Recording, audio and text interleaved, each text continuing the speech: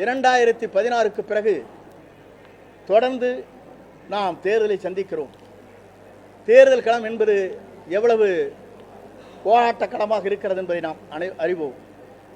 நான் எதற்காக சொல்லுவேன் சொன்னால், புரட்சித் தலைவி பற்றி காளிமுத்து அவர்கள், கண்ணதாசன் போன்றவர்கள், மற்ற பெயரை சொல்லவில்லை, இன்று உயிரோடு இருக்கிறார்கள், அவரை பற்றி சொல்லக்கூடாது. அவர் பேசிய வார்த்தைகள் இன்றும் தொண்டர் மத்தியிலே இன்றைக்கும் நெஞ்சத்திலே முள் குத்துவதை போல இருந்து கொண்டிருக்கிறது. அப்படி பேசினாலும் கூட புரட்சித் தலைவி அம்மா அவர் 1991 அப்போது சட்டமன்றத்தில் இருந்து திராவிட முன்னேற்ற கழகத்தை சார்ந்தவர்கள், இங்கே இருக்கிற அனைத்து இந்திய அண்ணா திராவிட முன்னேற்ற கழகத்தில் இருக்கிற மூத்தவர்களை நீங்கள் மதிக்கப்படவில்லை என்று சட்டமன்றத்தில் பேசினார்கள். அப்போது புரட்சித் தலைவர் எழுந்து சொன்னார், இங்கே எனக்கு அருகாமையிலே அமர்ந்து கொண்டிருக்கிறவர்கள் எங்கே இருந்தார்கள், எப்படி என்னை விமர்சனம் செய்தார்கள், ஆனால் எல்லோரையும் அரவணைத்து பாசத்தோடு பண்போடு முதிய அங்கே இருக்கிற எனக்கு வயது முதிர்ந்தவர்களாக இருந்தாலும் அரசியல் அனுபவமிக்கவர்களை வைத்துக் கொண்டுதான் இந்த இயக்கத்தை நடத்த முடியும், ஆட்சியை நடத்த முடியும் என்ற நோக்கத்தோடு தான் இந்த பணிகளை அம்மா அவர்கள் மனமிட்டு சட்டமன்றத்திலே பேசியது இன்றைக்கு சட்டமன்ற பதிவேட்டில் இருக்கிறது. இதையெல்லாம் ஏன் நினைவூட்டுகிறேன் என்று சொன்னால், 2017 நாங்கள் ஆட்சி கட்டிலே அமர்ந்தோம். அமர்ந்ததற்கு பிறகு 2019 தேர்தல், 21 தேர்தல், அதற்கு பிறகு 24 தேர்தல், உள்ளாட்சி தேர்தல் போன்ற தேர்தலை நாம் சந்திக்கின்ற போது களத்திலே பல்வேறு பிரச்சனைகள் ஏற்பட்டிருக்கிறது. 2024 இன்றைக்கு நாம் நினைக்கிறோமே, பாரதிய ஜனதா கட்சியோடு அன்றைக்கு கூட்டணி வைத்திருந்தால் 30 இடங்களை நாம் வெற்றி பெற்றிருக்க முடியும். இதையெல்லாம் நாம் வருடத்திலே நினைவூட்டினோம்.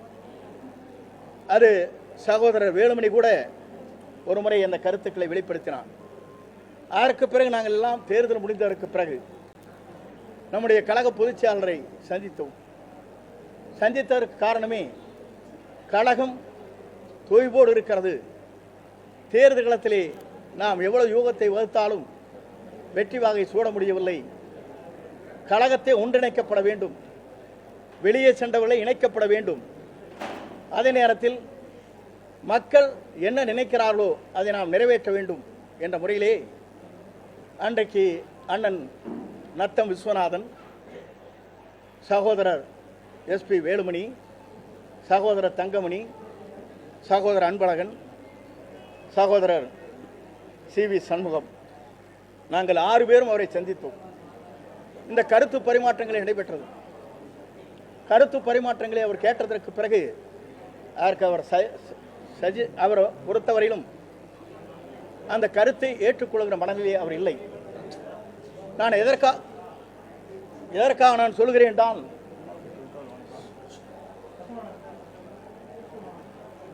இது எதற்காக நான் சொல்கிறேன் என்று சொன்னால், மறப்போம் மன்னிப்போம், வெளியே சென்றவர்களை நாம் அரவணைத்தால் மட்டும்தான் இந்த தேர்தல் களத்தில் நாம் வெற்றி பெற முடியுமே தவிர, இது நம்முடைய தலைவர்கள் நமக்கு கற்றுத்தந்திருக்கிற பாடம்.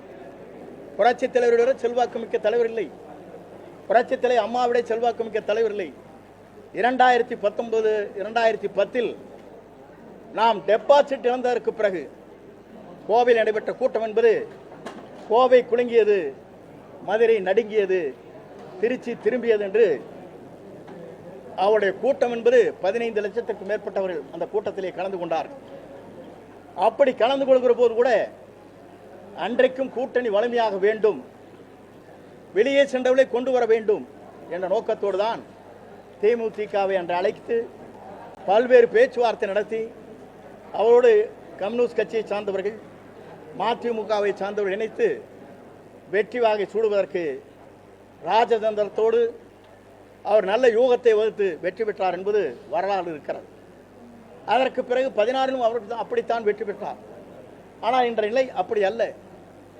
வெளியே சென்றவர்களை நாம் அரவணைக்க வேண்டும். வெளியே சென்றவர்களுக்கு சென்றவர்கள் வேண்டுகோளை அதைத்தான் வைக்கிறார். நான் ஒன்றே உங்களிடத்தை சொல்ல விரும்புகிறேன். அவர் வைக்கின்ற வேண்டுகோள் எந்த கண்டிஷனும் இல்லை, எங்களை ஏற்றுக்கொள்ளுங்கள், உங்களோடு இணைந்து பணியாற்றுகிறேன், நாட்டு மக்கள் நலன் கருதி, தொண்டர் நலன் கருதி நாங்கள் எந்த தியாகத்தையும் செய்ய தயாராக இருக்கிறோம் என்று பல்வேறு மேடைகளும் கடிதங்கள் மூலமாகவும் அவர் நமக்கு கொடுத்து கொண்டே இருக்கிறார். அப்படி கொடுத்து கொண்டிருக்கிற போது எல்லோரும் என்ன செய்வது என்று நாம் தவித்துக் கொண்டிருக்கிறோம். யார் இதை பற்றி சொல்வது என்ற நிலையிலேதான் இன்று மனம் திறந்து பேசுகிறேன் என்று இங்கே உங்களிடத்திலே நான் சந்தித்துக் கொண்டிருக்கிறேன். ஏனென்று சொன்னால் ஒரு இயக்கம் எல்லோருக்கும் ஒன்றாக இணைந்து செயல்படுவதற்கு இந்த இயக்கம்தான் நமக்கு சகோதர பாசத்தை உருவாக்கி இருக்கிறது. அந்த சகோதர பாசத்தோடு நம்முடைய வெற்றி என்பதை இலக்கை எட்டுவதற்கு மக்கள் நினைத்துக் கொண்டிருக்கிறார் ஆட்சி மாற்றங்கள் தேவை என்று. அப்படி ஆட்சி மாற்றங்கள் தேவை என்கிற போது வெளியே சென்றவர்கள் ஒன்றிணைக்கப்பட வேண்டும். அமைதியாக இருக்கின்றவர்களை நம் கழகத்திலே அவளை கொண்டு வந்து செயல்படுத்த வேண்டும். அப்படி படுத்துகிற போதுதான் நாம் வெற்றி என்ற இலக்கை நம்மால் எட்ட முடியுமே தவிர நாம் நாளை நம்முடைய ஆட்சி மலரப்போகிறது என்று யாராலும் சொல்ல இயலாது. அப்படி வெற்றி வாகை சூடுவதற்கு நல்ல ஆட்சியை தமிழகத்திலே தருவதற்கு தொண்டருடைய உணர்வுகளை புரிந்து அவருடைய உணர்வுகள் அனைத்தும் என் போன்றவரிடத்திலே பலவேறு நண்பரிடத்திலே இதை சொல்லிக் கொண்டிருக்கிறார்கள்.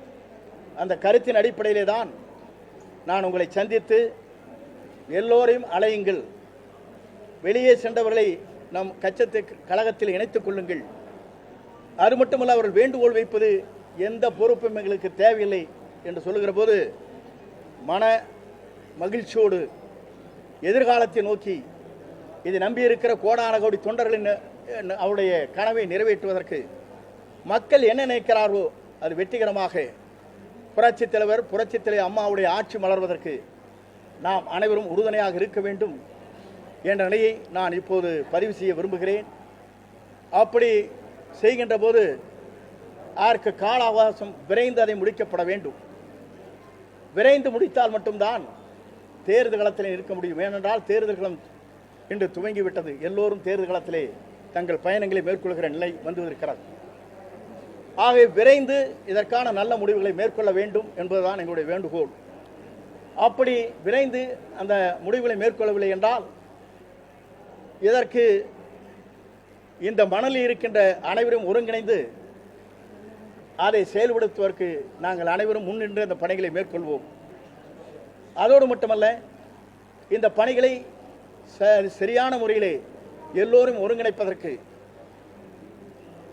நாம் கொடுக்கப்பட்டிருக்கிற கால அவகாசத்தில் அது செய்யவில்லை என்றால் நாட்டுடைய மக்களை தொண்டர்களை எதிர்பார்க்கின்ற புரட்சித்தலைவருடைய அம்மா புரட்சித்தலைவருடைய ஆட்சி மலர்வதற்கு அது ஏதுவாக அமையாது.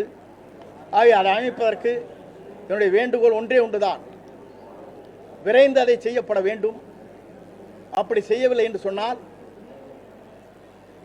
யார் இந்த மணலிலே இருக்கிறார்களோ ஒருங்கிணைந்து செயல்படுத்துவதற்கு நாங்கள் அனைவரும் தயாராக இருக்கிறோம். அது மட்டுமல்ல, இவருடைய வெற்றி பயணம் என்பது இதற்கு முடிவு வந்தால் மட்டும்தான் அந்த வெற்றி பயணத்தை நான் கலந்து கொள்வேன் என்பதையும் இந்த நேரத்திலே பணிவன்போடு தெரிவித்துக் கொள்கிறேன். நாடு நலங்காக்க, நாட்டு மக்கள் நலங்காக்க, தொண்டர் நலங்காக்க, புரட்சித் தலைவர் அம்மாவுடைய நல்லாட்சி மலர என்னுடைய பணிவான இந்த வேண்டுகோளை உங்கள் மத்தியிலே வைக்கிறேன். நன்றி, வணக்கம்.